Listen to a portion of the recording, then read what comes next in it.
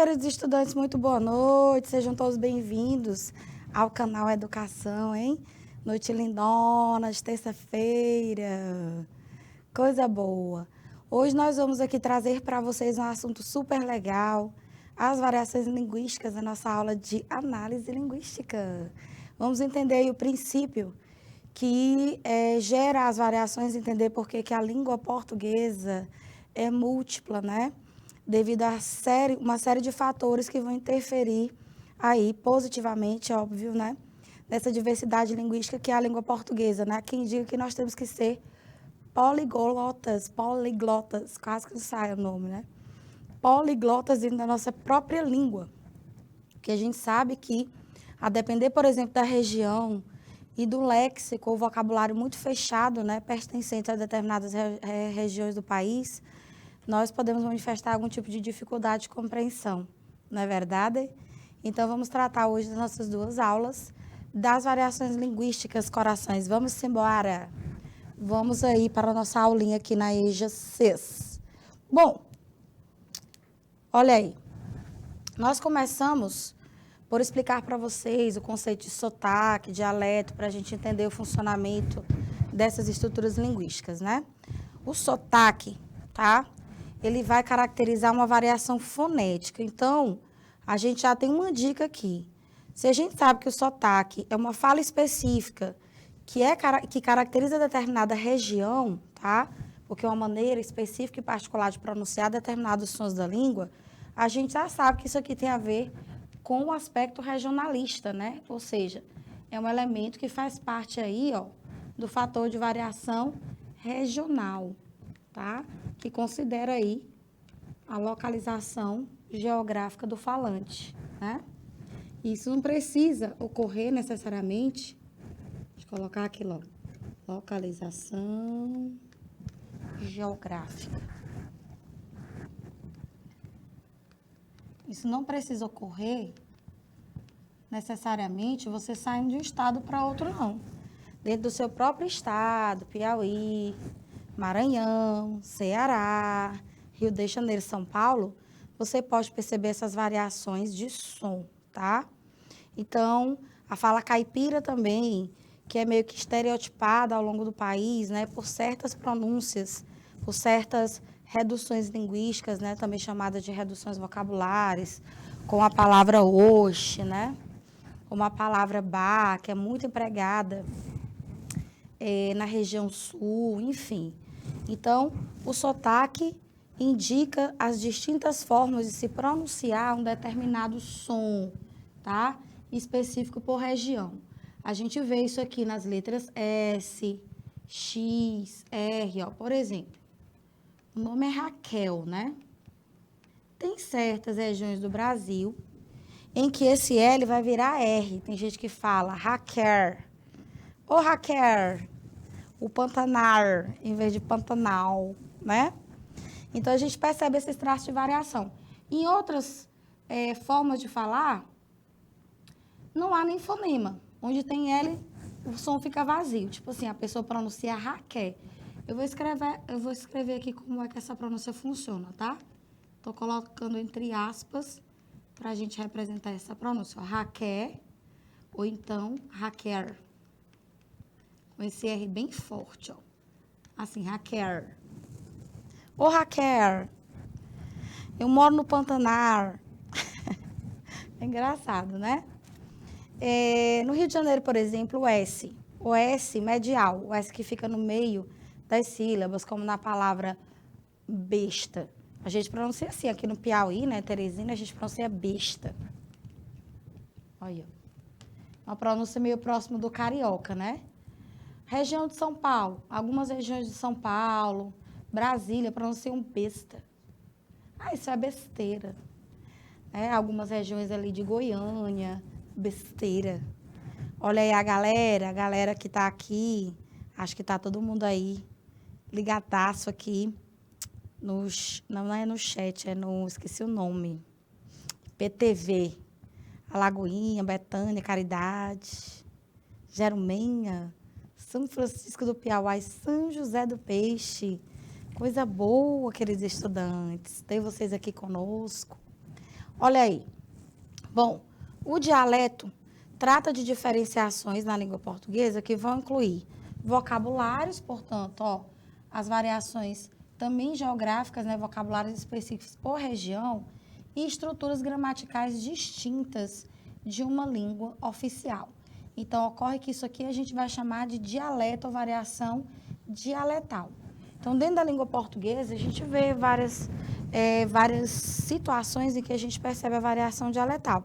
A variação geográfica, por exemplo, é considerada como um tipo de variação dialetal. Você vê o pronome do caso reto, terceira pessoa que é nós. Ó. Tem gente que não só pronuncia, como também escreve, ó, nós. Né? Eu, por exemplo, não falo nós. Só se eu for relativo a nó. Por exemplo, você pega uma corda, pega um laço e dá um nó. Essa corda tem vários nós. Aí eu falo nós. Mas se for o pronome, eu falo nós. Do jeito que está escrito ali embaixo, ó, nós. Uruçuí, galerinha de Uruçuí, do meu coração. Tá vendo aí, neném? Então, isso aí pode ser característica da variação chamada dialetal, né?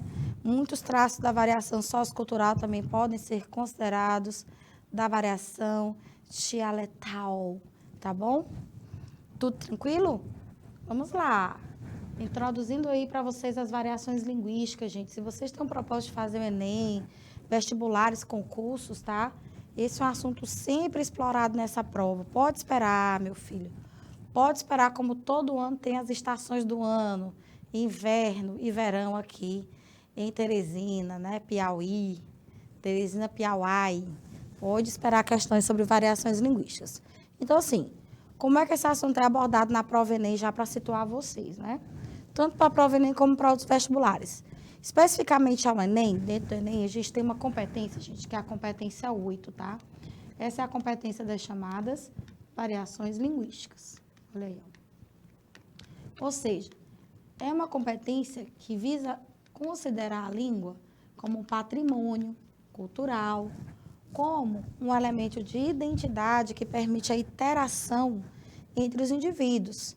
Essa interação é baseada nas relações sociais e, obviamente, que muitas dessas relações ocorrem por meio da linguagem verbal, ou seja, a língua e a maneira como ela é apresentada, que a gente chama de modalidade oral, modalidade escrita, modalidade digital, a Libras, né, que é uma modalidade considerada verbal, mas é bem específica, né? Você tem que aprender realmente um código bastante específico aí, se quiser dominar essa outra língua oficial no Estado brasileiro, que é a Libras, a Língua Brasileira de Sinais, tá?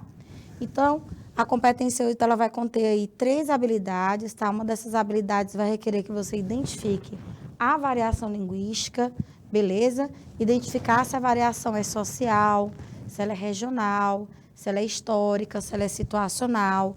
Identificar marcas linguísticas, ó, que ocorrem dentro de cada fator de variação. Por exemplo, se você viu que ali no texto existe variação regional, qual é a marca linguística que demonstra a presença dessa variação? É um vocabulário específico de uma determinada região ou é um sotaque? Entendeu? Então, você vai aqui analisar as marcas linguísticas que vão ajudar a identificar as variações. A habilidade 26, que é uma outra habilidade que compõe a competência 8, ó, pede que a gente reconheça o contexto da variação. Isso aqui parte do princípio de que, nas situações comunicativas, nós lidamos no dia a dia com situações formais e informais. Então, reconhecer em que contexto a língua tende a se aproximar mais daquilo que é considerado linguagem formal ou se distanciar desse princípio normativo, tá? Isso sempre vai ser considerado dentro de um contexto. Assim você pensa, querido estudante, eu vou escrever um bilhete. E eu tenho de escrever, do outro lado, tá? Uma carta argumentativa.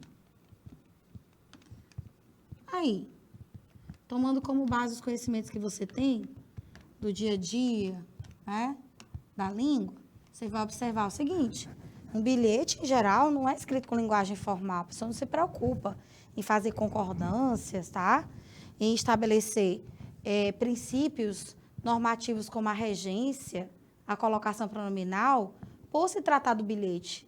muito menos se preocupe em escrever as palavras de acordo com o registro oficial, ou seja, com o sistema ortográfico oficial da língua. Então, o bilhete é uma situação, é um contexto que não vai exigir, tá, uma linguagem formal, muito pelo contrário.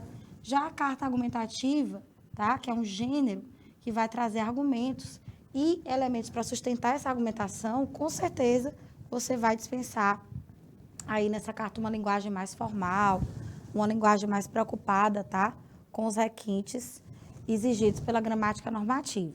A 27, que é a última competência, ela já vai exigir que você, tendo em vista, tá, a visualização de um contexto de formalidade, saiba empregar as regras gramaticais, ou seja, você tem que conhecer realmente a gramática normativa da língua. O que a gente entende por registro? Já eu vou explicar para vocês direitinho o que a gente considera dentro dessa perspectiva de análise linguística, por registro, variação. O registro, tá, é a maneira como você vai representar a língua, ou próxima do formal ou informal. Padrão é aquela situação em que você vai se basear na chamada gramática normativa ou prescritiva da língua. É a gramática do ensino básico, gente. A gramática a gente aprende basicamente as regras da língua portuguesa, as regras da fala mais formal, da escrita mais formal, tá? Então, aqui nós vamos ter a gramática normativa, porque normativa vem de normas, ó, ou prescritiva. Olha aí. Normativa prescritiva da língua portuguesa, certo? Essa daí, portanto, é a abordagem do Enem. Bom, caindo no vestibular outro qualquer, tá? Seja ele mais tradicional, mais próximo, tá? De uma abordagem mais linguística da língua, né? Mais de variação linguística, você vai se deparar com isso aqui. Identificar os fatores de variação, identificar a variação propriamente dita, entender o contexto em que ocorre a variação e, claro, quando houver necessidade, aplicar a gramática normativa para representar a linguagem formal. Olha aí, disse para vocês que ia explicar direitinho o que é registro, o que é modalidade. Pois bem, o registro é uma situação em que você vai demonstrar conhecimentos na linguagem padrão, que é aquela que se baseia nas regras, tá? Regras da gramática normativa, e a não padrão, que é a que a gente conhece no dia a dia. Tudo que for diferente daquilo que a gramática normativa diz é considerado linguagem informal não padrão. Então, é muito importante que aqui a gente entenda que essa coisa de dizer que alguém fala português errado, ela ficou no passado, tá, gente? É uma visão retrógrada, é uma visão que expressa preconceito, porque você impedir que uma língua varie é impedir que uma língua se desenvolva. E mesmo que você queira, você não consegue, porque isso não depende da sua vontade. A língua, ela é feita do povo para o povo. Inclusive, tanto é verdade isso, que algumas regras gramaticais foram até alteradas por causa da força do hábito de uso da língua no cotidiano. Vocês sabiam disso? Pois é. Mas até então, até uma época, nós fomos ensinados, ou éramos ensinados, a entender que quem não dominava o registro formal, o registro que é o de maior prestígio social, considerado, né, por aquelas classes mais abastadas, pelas pessoas que têm alto nível de escolaridade, elas dominam a variedade padrão. Então, até então, quem não dominava a variedade padrão não falava português. Não existe isso. Ou, utilizando o registro formal ou informal, você fala português. Você, assim, ninguém escrevia um cordel, que é registro informal. Você, assim, ninguém escrevia uma letra de música, que muitas vezes, na maioria das vezes, é registro informal, um bilhete, e tantos outros gêneros que circulam no nosso meio e que se utilizam da linguagem formal. Uma conversa telefônica é um gênero, tem linguagem informal. Claro, também depende da pessoa com quem você esteja conversando, né? Então, o registro vai considerar o grau de formalidade em determinada situação comunicativa ou comunicacional. Assim, a gente avalia e que em nem todas as situações a gramática normativa precisa ser seguida. Ela é só uma das formas de registrar a língua, entende? Então, claro, você analisa o contexto comunicativo e vê se você precisa tomar mais cuidado com a seleção das palavras que você vai empregar, com a maneira, em se tratando de fala, como você vai pronunciá-las. Isso aí realmente precisa ser observado, por exemplo, se você for fazer uma entrevista, tá? Uma entrevista de trabalho, que é uma das várias modalidades de entrevista que a gente tem. Então, veja que nessa situação, você se policia mais com relação à linguagem, você costuma evitar gírias, expressões reduzidas, palavras de baixo calão. Se você, numa fala mais informal, mais cotidiana, não costuma fazer as concordâncias, por exemplo, as minhas tarefas, você diz as minhas tarefas, você vai na entrevista se preocupar em dizer as minhas tarefas, tá? As minhas obrigações. Demora mais para falar, e hoje o povo é impaciente para tudo, né? Que dirá a fala. Bom, então registro tem a ver com o grau de formalidade que vai ser determinado pela situação comunicativa. Então, entenda, o registro depende do gênero, da situação comunicativa. A gente usa a norma padrão ou a norma popular. Uma outra coisa sobre a palavra norma, tome muito cuidado. A norma, em sentido mais específico, ela é sinônimo de gramática normativa. Tanto é que o nome é gramática normativa. Gramática das normas, gramática das regras do português, principalmente escrito, formal, aquele que deve ser utilizado em situações, portanto, de convenções, padrões sociais altos, formalidade, redação formal, tá? Escrita formal, memorando, uma circular, um ofício. São situações em que você deve utilizar a norma padrão. Já em outras situações, uma poesia você pode ficar à vontade, numa prosa poética, numa prosa literária você pode ficar à vontade para escrever a norma popular. Coisa que já não pode ocorrer numa notícia, numa reportagem. Lá a gente utiliza registro padrão. Em textos científicos, em textos técnicos, em geral o registro é formal, né? Então, é avaliar as situações em que a comunicação está se efetivando para eleger o melhor registro, tá? A formalidade ou a distância da formalidade. Portanto, a melhor opção será aquela que cumprir melhor sua função social. Aí você já começa a entender que a língua é uma questão mesmo de interação, ou seja, de relação entre as pessoas. Como, ao longo dessas relações, a gente tem ou maior grau de proximidade com as pessoas ou maior grau de distanciamento, quanto mais distante do interlocutor, mais tende a ser formal a linguagem. É entender isso. Então, por isso a gente não fala mais em erro, tá? O erro aqui, verdadeiro, é você, por exemplo, querer utilizar um registro formal demais em uma situação que não requer formalidade, ou o contrário, em uma situação que requer formalidade, você utilizar a norma popular. Aí você pergunta, tia Flavia, se a pessoa não tem escolaridade? Perceba, por mais que ela não tenha escolaridade, tá? Vamos supor, um agricultor, uma pessoa que nunca foi à escola. Ele sabe falar, sabe se pronunciar direitinho, por mais que ele não pronuncie as concordâncias de acordo com a norma, estabeleça as regras de regência. Por mais que ele utilize uma linguagem popular, por exemplo, se ele vai se confessar com um padre, ele sabe que certas palavras que ele utiliza, ele não vai utilizar lá, entendeu? Então, claro que a gente não pode seguir a ferro e fogo, porque há situações e situações. Então, é isso que a gente deve ficar de olho, porque assim a língua vai cumprir o seu papel, o seu maior papel, que é o papel de unir as pessoas, de fazer com que a relação entre as pessoas funcione dentro da sociedade. Olha aí, tá vendo? Por isso que todo mundo que nasce em um determinado grupo social, ele aprende uma língua. As pessoas que moram aqui no Brasil e em tantos outros países espalhados aí por quase todos os continentes, na África, na Europa, em Portugal, por exemplo, se fala a língua portuguesa, Moçambique, Guiné-Bissau, Angola, São Tomé e Príncipe, Timor-Leste, olha aí. Todos esses lugares se fala a língua portuguesa, sabia? É a comunidade lusófona, os países que têm a língua portuguesa como língua oficial. É por isso que a gente aprende, dentro desses países, essa língua, porque é a nossa língua mãe, nosso principal mecanismo de comunicação, certo? Então, o papel da língua ó, é estabelecer maior sintonia entre os interlocutores. Foi aquela coisa que eu falei para vocês ainda agora.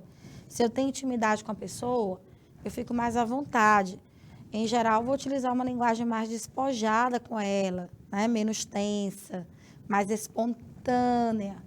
Se eu não sou tão próxima dela, quanto mais distante eu me sentir dela, menos norma popular eu vou utilizar. Então, tem que tomar cuidado com isso.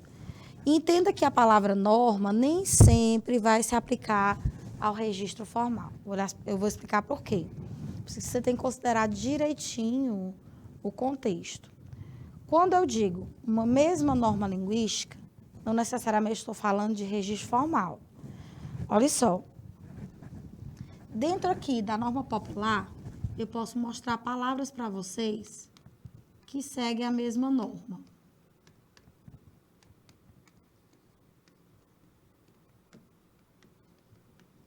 Aí você vai dizer para mim, tia Flavinha, a senhora não está escrevendo de acordo com o português formal, não, né? Porque aí deve ser a palavra volta e a palavra malvada.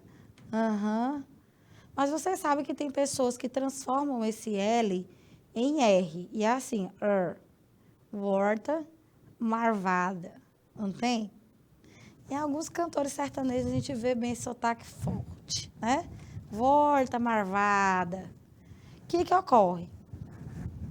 Essa ocorrência é igual nas duas palavras, em que eu vejo a substituição da letra L pela letra R em uma pronúncia bem específica. Volta, marvada, mardade, talvez, ó. Talvez. Alguém, tem gente que pronuncia assim, alguém.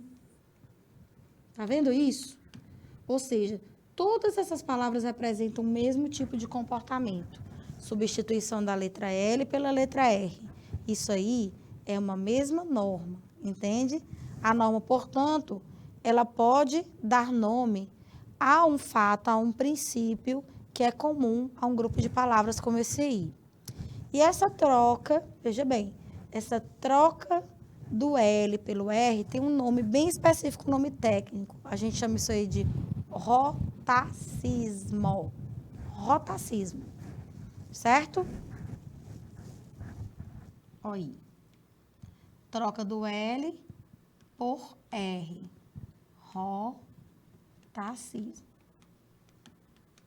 Ou seja, se todas essas palavras representam um caso de rotacismo, elas representam a mesma norma, entendeu? Só que, evidentemente, isso aí não é norma padrão. Todos nós sabemos como é que a palavra se pronuncia no registro formal. É norma popular. Ou seja, o rotacismo é uma marca de norma popular, certo? E as pessoas que pronunciam o S, desinência de número, ou seja, marca de plural, em casas, roupas, meninas, também representam uma mesma norma. Dessa vez, norma padrão. Mas, tia, a gente não tem que falar no plural casas? Sim. Mas, normalmente, a gente diz minhas casas, minhas roupas, as meninas. Olha aí, ó. As meninas, né? Então, gente, isso tudo é variação linguística, né? Portanto, show preconceito. O máximo você pode dizer que a pessoa não está utilizando uma linguagem formal, no máximo, tá? Jamais podemos dizer que há erro nas manifestações linguísticas, seja lá de quem for. Principalmente quando a pessoa não teve acesso à escola, não tem um grau de escolaridade, porque muitas vezes ela não teve oportunidade de estudar. E mesmo que tenha tido e não aproveitou, bom, isso não cabe a ninguém julgar, né? Vamos lá, o conceito agora de modalidade. A modalidade diz respeito à manifestação da língua. Então, nós sabemos que aqui no canal, por exemplo, a gente tem a nossa colega aqui junto comigo no estúdio, que é a professora de Libras, a língua brasileira de sinais. Não é as Libras, gente, é a Libras, a língua brasileira de sinais. Libras é uma sigla, tá bom? Então, ao passo que eu estou falando aqui, ela está traduzindo para os meus alunos que são surdos. Olha que bacana. Não é legal? para os meus nossos alunos que são surdos. E o que é que ocorre? Isso é uma modalidade linguística porque é uma maneira de manifestar a língua, não é? Então, a modalidade é a maneira como a língua se manifesta. Tia Flavinha não está aqui falando, principalmente falando com vocês, ou seja, estou utilizando a modalidade falada ou oral da língua. Também estou utilizando a outra modalidade, que é a escrita. Se eu dominasse, eu iria utilizar a modalidade articulada, que conta muito com gestos, né? A gente considera Libras como linguagem verbal, mas ela é bastante gesticulada, que ainda eu não domino, ainda não, né? Então, muito bacana. Modalidade, portanto, diz respeito a como a língua se manifesta. Há basicamente 3 modalidades das línguas naturais: a falada, a escrita e a sinalizada. A Libras é uma modalidade sinalizada, né? A gente usa bastante o corpo, as expressões faciais, os movimentos corporais para representar essa modalidade linguística, tá? Mas é que a gente mais utiliza se a gente tem, vamos dizer assim, as devidas condições de ouvir, né? As palavras da língua articuladas na fala, ou de enxergar a escrita, modalidade oral, modalidade escrita. Beleza, bebês? Estão ligados aí? A língua falada é conhecida por possuir uma característica oral e auditiva, ou seja, ela é muito escutada, por isso a gente precisa dos nossos aparelhos fonadores em perfeitas condições para poder, né, evidentemente, articular os sons da língua. Esses sons da língua são chamados de fonemas, tá? Então, ela possui aí uma característica oral e auditiva por isso, porque eu uso, né, o meu aparelho fonador, aliás, nós utilizamos o nosso aparelho fonador para articular os sons e combinar. Tanto é ó, que primeiro contato que uma criança pequena, um bebezinho, tem com a língua ainda dentro da barriga da mãe é com a língua oral, entendeu? Quando o aparelho fonador dele vai se desenvolvendo, ele vai começando a pronunciar as primeiras sílabas. Até antes disso, o menino só chora, só berra. Basicamente é isso. Ou então esboça um sorrisinho, uns sonzinhos, né? Daqui a pouco ele já começa a conseguir pronunciar algumas sílabas. Por quê? Se a criança ouve direitinho, ela vai tentar imitar aquilo que ela está ouvindo. Ela fica percebendo ali os sons da boca. Menina é bicho inteligente, né? Então, de início, ela aprende por imitação, tá? Ouvindo. Então, a língua falada é conhecida por possuir uma característica oral auditiva, enquanto que a sinalizada tem a característica de ser espaço visual. Justamente porque as pessoas que não têm o seu aparelho auditivo em pleno funcionamento, elas vão desenvolver bastante a visão, a leitura labial, muitas delas conseguem, né? Para poder compreender aí essa movimentação do corpo, que o pessoal da Libras faz. Como é beijo, amor? É assim. Não, é. Ó, tu tá vendo? Então, a gente precisa gesticular muito. Por isso, a gente diz que a modalidade sinalizada ela é bastante espacial. E quem está ali de olho entende, né, esses sinais, evidentemente vai transformar isso em linguagem. Não é massa? Beijos. Abraço. Abraço. Muito bem. Obrigada, gata. Olha aí, tá vendo? Muito bacana, né, gente? Bom, agora nós vamos começar, depois dessa introdução massa, entendendo o que são as variações linguísticas, né? O que é modalidade, o que é dialeto, o que é registro, o que é sotaque. A gente vai ver os fatores de variação especificamente. Começamos aí trabalhando pelo fator de variação que a gente chama de social. Bom, a vida em sociedade, as camadas sociais, os grupos sociais, são fundamentais nesse aspecto de variação linguística. Só para explicar para vocês essa palavra estranha aqui que vocês estão vendo, ó, esse elemento dia significa por meio de. Olha aí. E esse elemento aqui, ó, estrática, vem de extrato, que é uma palavra da língua portuguesa escrita com S, ó, que significa camada, gente, ó. Ou seja, junte as pecinhas. Que camada é essa, tia Flávia? Camada social, gente. Nossa sociedade não é desigual, dividida em estratos. Tanto é que se fala em classe média alta, né? A classe bastante opulenta, os ricos, os muito ricos, os riquíssimos. Assim como existem as pessoas pobres e as pessoas que vivem abaixo da linha de pobreza, infelizmente. Então, você vai perceber que nem todos têm as mesmas oportunidades de estudo, nem todos conseguem bons empregos, pelo menos que eu digo, bons empregos no sentido de valorização salarial. Todo emprego é bom, é muito importante, se sentir útil, ocupado, mas nem todas as profissões são valorizadas como deveriam, tá? E as estatísticas comprovam, contra fatos não argumentos. Quanto maior o nível de escolaridade, maior a chance de você conseguir bons salários, né? Uma posição social de prestígio, não que isso vá, evidentemente, tornar uma pessoa menos importante. Mas é como eu disse, né? Tem pessoas e pessoas no planeta. Então, evidentemente que essa estratificação social, ela vai influenciar, ela vai ser demonstrada na linguagem. Então, você perceba que pessoas que têm maior nível de escolaridade, não necessariamente mais ricas, mas que tiveram mais oportunidades para estudar, essas pessoas têm, vamos dizer assim, um vocabulário mais farto, tá? Um vocabulário mais rico. Elas pronunciam mais próximo da norma as palavras, elas conseguem escrever um texto com uma certa eloquência, ou seja, com a capacidade de organização de informações, de saber transparecer informações por meio da escrita, da fala, enfim. E quanto mais distante da escolaridade formal, tá? Mais a fala da pessoa tende a se aproximar do nível informal. Então, há uma série de elementos aqui dentro do fator social que caracteriza a variação diastrática por meio dos estratos ou camadas sociais.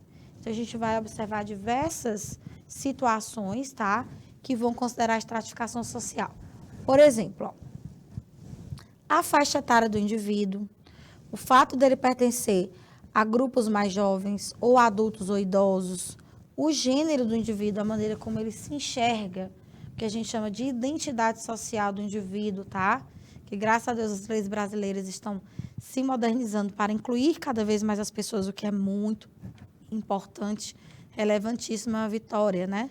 Para a sociedade democrática. Então, as questões de gênero são importantes. Uma das questões Enem, uma vez cobrou, tá? Um dialeto que era utilizado como linguagem secreta por um grupo de gays. Então, eles utilizavam até como forma de se proteger para falar palavras específicas fechadas. Era um dialeto indígena, pajubá. Eu mesmo não conheço, né? Mas aí, nessa questão, ele nem falava de um advogado, né? Que dominava as palavras do pajubá. E ele falou uma coisa interessante. Olha, no meu ambiente de trabalho, eu me sinto à vontade para falar as palavras que eu domino do pajubá com os meus colegas, ou seja, os meus íntimos, né, as pessoas com quem eu tenho intimidade. Mas se eu tiver com o juiz, evidentemente que eu não vou utilizar essas palavras, ou seja, ele sabia, ele entendia que era uma linguagem mais fechada, né?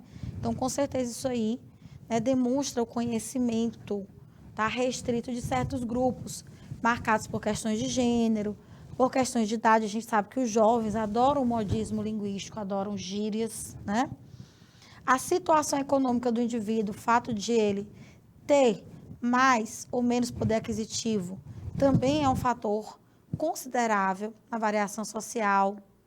A profissão do indivíduo, aqui a gente tem especificamente os jargões, também chamados de gírias técnicas ou profissionais, a religião que o indivíduo segue, ou até mesmo se ele não segue nenhuma crença, né, se ele não tem um credo, enfim. A vivência social é fundamental em muitos aspectos para a determinação das formas de falar, das formas de escrever, das formas de lidar, tá bom? E eu trouxe aqui algumas situações para a gente analisar juntinhos de variação social. Olha as tirinhas. A tirinha é o gênero textual multimodal, tem uma mescla de linguagens muito forte, né? Linguagem verbal, não verbal, tá? Gestos. Sim, existe algo pior do que a tiponite aguda. Norma McLaren, PhD em português. Hoje acho que tipo vai chover. Está tipo abafado. A tiponite aguda combinada com o gerundismo. Entenda, ela é uma PhD em língua portuguesa, ó, e ela dá exemplo daquilo que ela chama, entre aspas, de tiponite aguda. Ou seja, é um modismo linguístico. Você vai observar que dificilmente uma pessoa mais idosa, mais adulta, ela vai, vamos dizer assim, se deixar levar por esses modismos. Não tem nada de erro aí não, tá, gente? Só estou falando que esse tipo de linguagem é específica ou é mais característica de um grupo social mais jovem, tá? A tiponite aguda combinada com o gerundismo. Ou seja, o gerundismo já é outro vício de linguagem em que você combina várias formas verbais desnecessárias e torna aí a comunicação exagerada. Tipo, vou estar falando, vamos estar efetivando, eu devo estar realizando, tá? É isso que ela chama de gerundismo.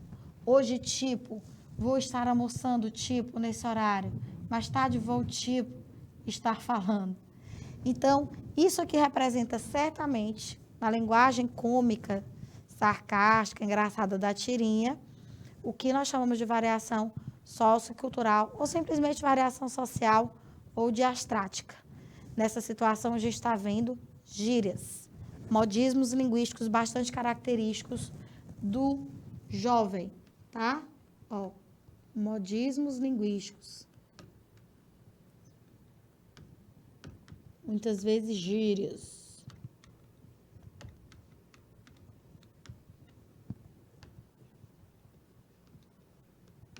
Beleza? Mais. Olha essa outra aí.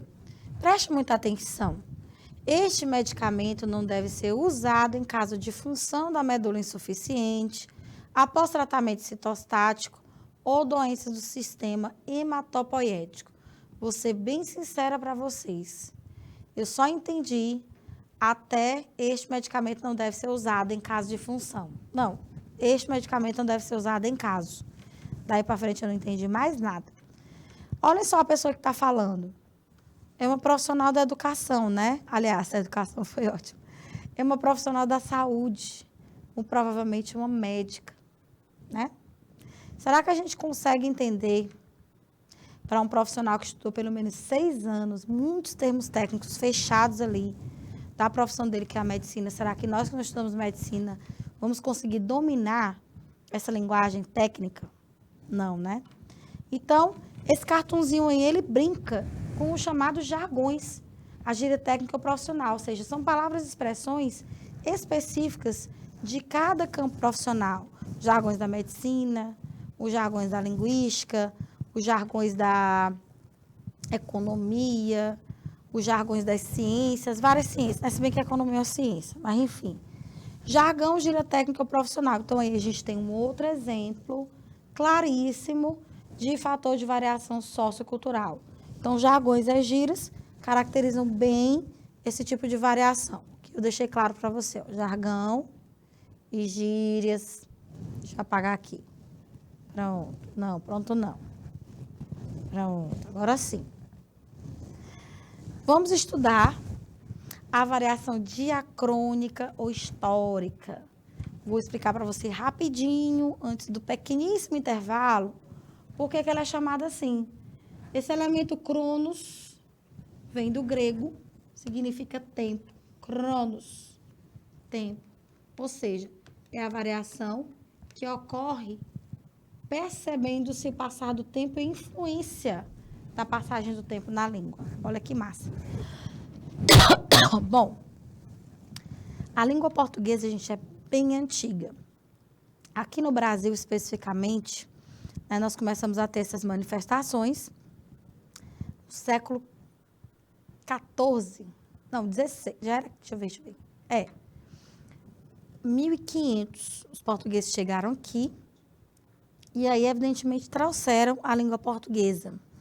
Como eles eram nossos colonizadores, evidentemente, os indígenas foram expostos à língua portuguesa. E aí, né, a miscigenação, que vocês sabem que aconteceu, que deu origem ao povo brasileiro, ela, evidentemente, fez com que, por causa da força do colonizador português, dominasse aqui no território a língua portuguesa, tá? Igual o latim, dominou em todas as regiões que foram aí, vamos dizer assim, comandadas pelo Império Romano. Então, é um processo quase que natural, né? O dominador impôs sua cultura ao dominado. É por isso que a gente fala a língua portuguesa, né? Há muito tempo. E, evidentemente, que a passagem do tempo mostra que ela não é a mesma mesmo. Mas daqui a pouco a gente entra em detalhes sobre esse fator de variação. Voltamos já já.